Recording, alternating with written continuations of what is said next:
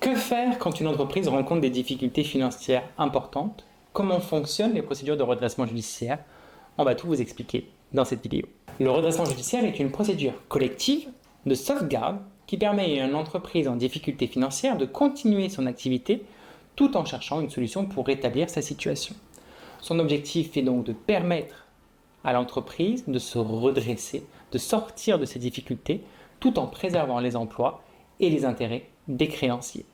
Une entreprise peut demander un redressement judiciaire lorsqu'elle est en état de cessation de paiement, c'est-à-dire lorsqu'elle ne peut plus faire face à son passif, à ses dettes exigibles avec son actif disponible, lorsqu'elle ne peut plus payer ses fournisseurs et on dit qu'une facture est impayée à partir du moment où elle atteint 45 jours au-delà de l'échéance. Cette situation doit être avérée et l'entreprise doit prouver que ses difficultés sont passagères et non irréversibles.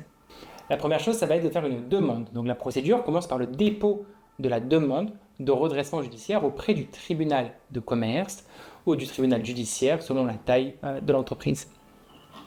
Cette demande peut être faite par l'entreprise ou même par un créancier. C'est-à-dire si vous ne payez pas votre facture, un fournisseur peut faire la demande auprès du tribunal de commerce pour dire cette entreprise ne m'a pas payé, elle est en cessation de paiement.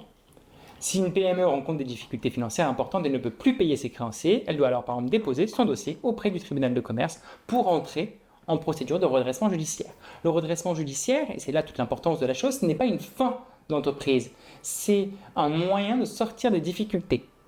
Donc le tribunal va examiner la demande et s'il la juge recevable, il ouvre une procédure de redressement judiciaire. Donc un jugement d'ouverture est rendu et la procédure est, c'est malheureusement le cas, publiquement déclarée, c'est-à-dire que tout le monde peut savoir que cette entreprise est placée en redressement judiciaire, ça figurera sur l'annuaire des entreprises et sera marqué sur le CAPIS.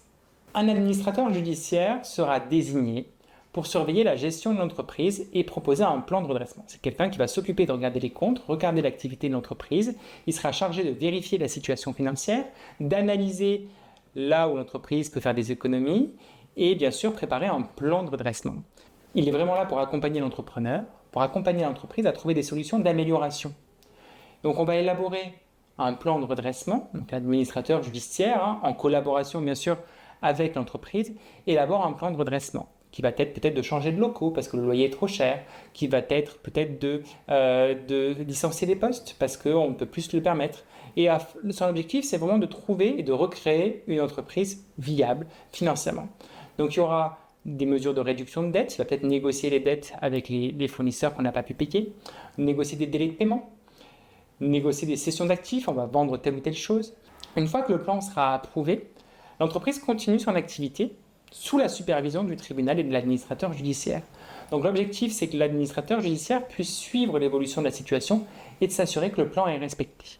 Ce qui est important, c'est le gel des dettes. Effectivement, avant la procédure, l'entreprise cumule des dettes. À partir du moment du redressement judiciaire, toutes les anciennes dettes sont gelées et elles se dégèleront seulement si le plan de redressement est réussi et que le tribunal met donc fin à la procédure de redressement judiciaire et donc l'entreprise peut reprendre son activité normale.